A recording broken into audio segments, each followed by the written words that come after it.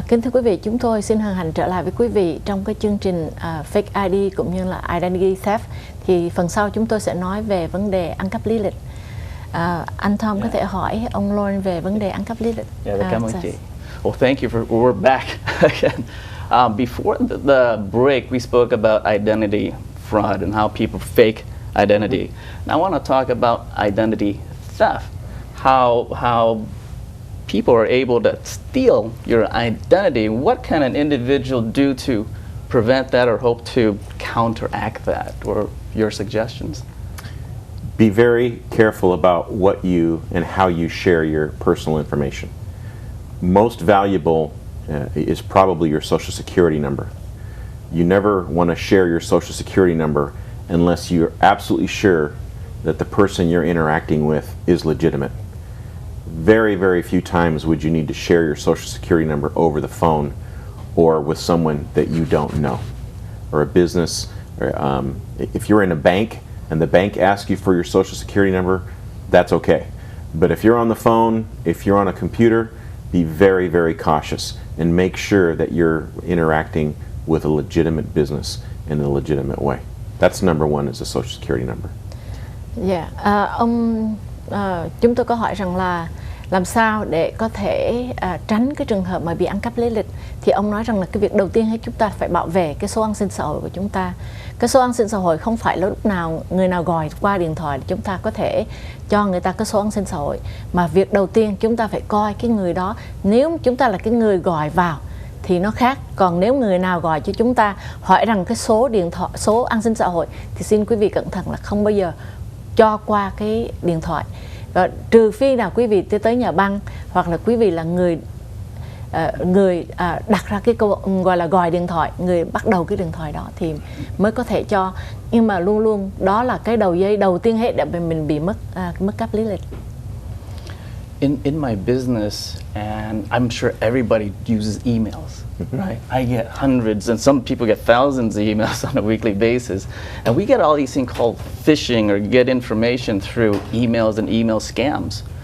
How do we prevent that? How do I know which one is real? How do we know which one is fake? Unless you've solicited information from a business online, you should ignore and delete any emails that you receive that are asking information from you. So if I go online and I interact with a bank or a credit card company, I can expect that I'm going to receive email correspondence from them. But when you start getting email correspondence from businesses that you've never talked to before, you can just delete those and get rid of them right away. Even when you receive an email, and these are pretty well known, is they'll look like an email from the bank and they'll ask you for additional information. And that's where you, again, want to be very, very careful. Many of those are scams. I've seen that. I've seen like bank, or my bank, the one that I use, I don't want to name names, but it comes to me, it'll ask me, we forgot, or we don't know your, please confirm your Social Security number and maybe your ID, your date of birth, and return it back to me, or to return it back to them. Those are things that we should delete, right? Delete right away.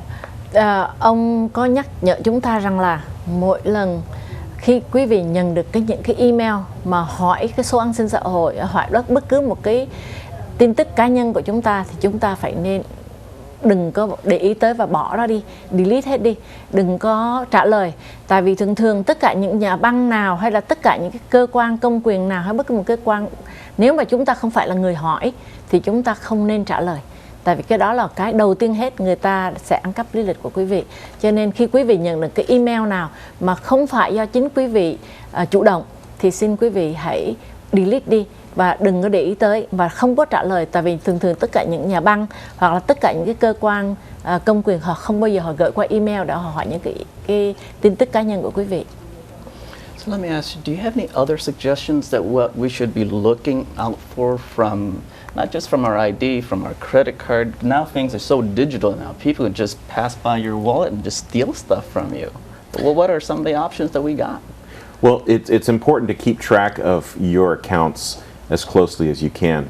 When someone tries to open credit in your name fraudulently, you should know that, And the way you can do that is by checking your credit status. Your credit. Yes, you can go to the credit reporting agencies and ask them to report to you when an effort is made to open credit in your name.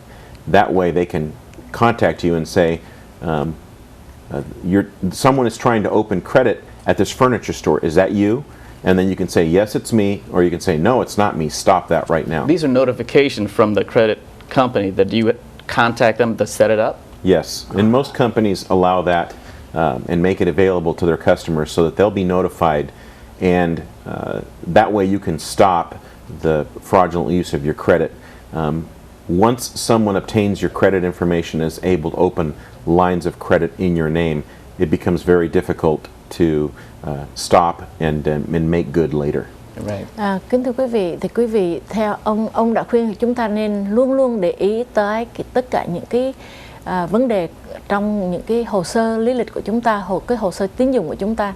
Nếu có những quý vị nào nếu họ sẽ hỏi quý vị rằng là ông bà đã sử dụng sửa soạn mua một cái gì đó trong một cái công ty nào đó mà quý vị không có sự mua, thì xin gọi vào để stop lại. Chẳng hạn như là quý vị luôn luôn phải theo dõi tất cả những cái hồ sơ tín dụng của chúng ta qua những cái hệ thống mà sau này chẳng hạn như là mình có như là để đặt qua cái phone để nó thông báo cho chúng ta rằng là phải kiểm soát. Phải không? Thì giống như là credit card nó cũng có alert. Notify, alert. Yeah. Đó, nó phải nó thông báo cho quý vị, cho nên quý vị phải cẩn thận. Với là cứ set it up những cái chương trình đó. Nếu quý vị mấy quý vị lớn tuổi nào mà không có biết cách làm thì xin cứ gọi cho chúng tôi hoặc là hỏi con cháu. Thì tụi trẻ bây giờ nó rất là giỏi về cái hình thức đó. Thì I think that right now the young people they know how to set up for the older generation if they cannot set it up themselves. Right? I think I'm in the same generation that I can't set it up myself. That's a great opportunity to get your kids or your grandkids to help you navigate the technology instead of doing it yourself and getting in trouble later. There's so much technology. Yeah, I think that technology, the young people, they're very quick on it, right? Yes. Những người mà trẻ thì sẽ giúp quý vị dễ hơn. Còn nếu quý vị không thể làm được thì xin cứ gọi vào cho chúng tôi. Tom với lại Tuấn với Tình sẽ giúp quý vị. Speaking about technology and how all these advancements, I remember speaking with you in your office about how they can take your credit card information from the gas station. They put some sort of. Why don't you tell us the story? Well, there is a couple of different organized crime interests out there that they will put a reader card in front of the gas when you go to buy gas and put in your ATM card or at a bank, and what that does is reads the information on your card. They put something on top of it? Yes, right in front of, and so just where you think you put your card in, you're actually putting it in their little machine instead of the machine that's from the gas station. So generally speaking, those are very, very hard to detect, and the best thing to do is, what I always do is when I put my ATM card in a machine, I cover it so you can't see it or take a picture of it. And when I put in my PIN, I cover my hand. So you can't see what I'm punching in. Nowadays, what they do, this is very difficult to do. Nowadays, what they do is they call shoulder surfing.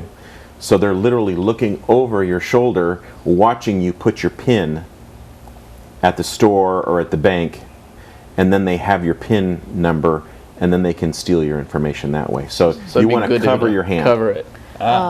Vậy ông có Tom hỏi rằng là nếu mà quý vị đi ra ngoài trả tiền xăng ngoài mấy cái gas station thì thường bây giờ chúng ta hay bị ăn cắp cái thẻ, cái số thẻ và cỡ chừng là ngày hôm sau là người ta sạc lung tung cái thẻ của chúng ta. Thì ông nói rằng là khi mà quý vị bỏ cái thẻ vào thì quý vị che lại để cho họ thấy cái khi mà quý vị bấm vô cái số PIN của mình, cũng như rằng là khi mà quý vị coi chừng người ta hay liếc ngang cái vai của quý vị để khi mà quý vị bấm cái số thẻ của mình, khi mà đi tới những cái convenience store hay những cái chỗ nào mà quý vị dùng cái thẻ cũng phải cẩn thận cái chuyện đó. Kính thưa quý vị, hôm nay chương trình của chúng tôi xin tạm ngưng nơi đây. Chúng tôi sẽ trở lại với quý vị trong những cái tiết mục khác để giúp quý vị để dành tiền, cũng như có thể giúp cho quý vị tránh những cái mất cấp về lý lịch cũng như là về thẻ tín dụng. Chúng tôi xin hân hạnh chào quý vị. Tom, why don't you? Chief, well, thank you for your time today. Really appreciate all your time and all the information again Sure. for our audience. Why don't you guys go ahead and say something for the Let's audience or say goodbye? It's great to be with you. I hope to see you again in Fountain Valley sometime. Well, thank you. Xin chào quý vị. Yeah, we will going to have you back in our show Great. sometime. Yes. Thank you. Thank you so much for being with us. Thank you. Thank you again.